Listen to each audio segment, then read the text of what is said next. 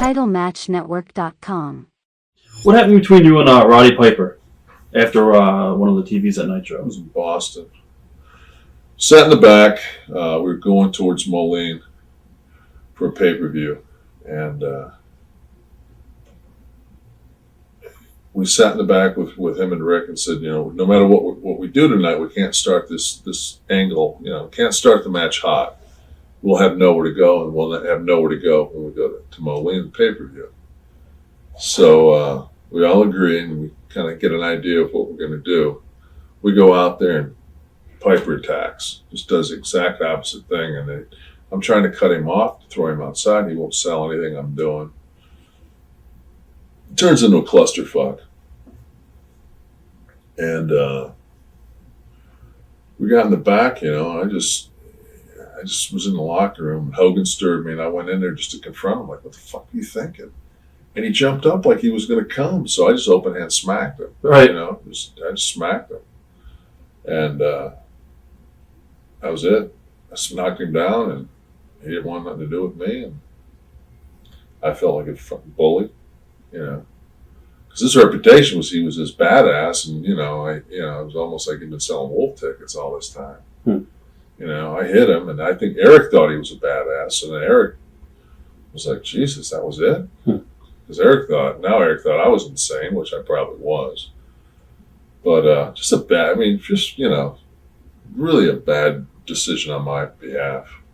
Did you guys make amends later on? We've never sat down and said, hey, I'm sorry, Rod, for doing that. But we've become friends. I mean, it's, we'll put it behind us. But it was just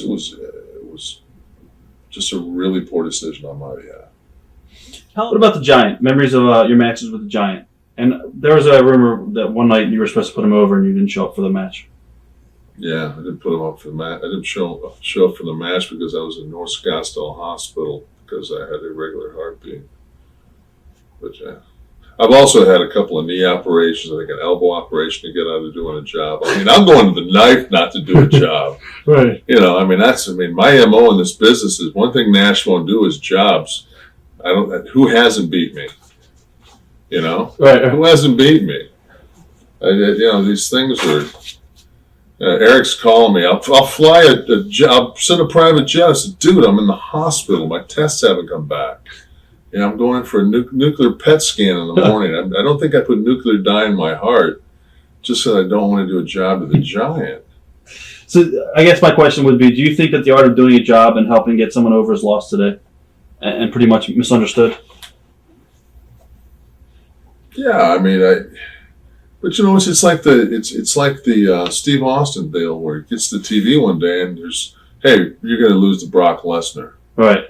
It's like, well, I'm sorry, aren't we in a business that's supposed to create revenue?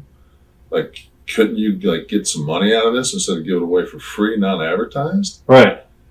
So as one of the boys, sometimes you go okay, but at the same token, I've been on the other side of it where you're sitting in a room and there's 9 guys in a room trying to put together television, and and all 9 people have writer's block. Nobody's coming up with an idea. You've got to get something on paper because you've got to get it to production. You've got to do this, and sometimes shit comes out. That's just what happens in the creative process because it's not like you're writing an album.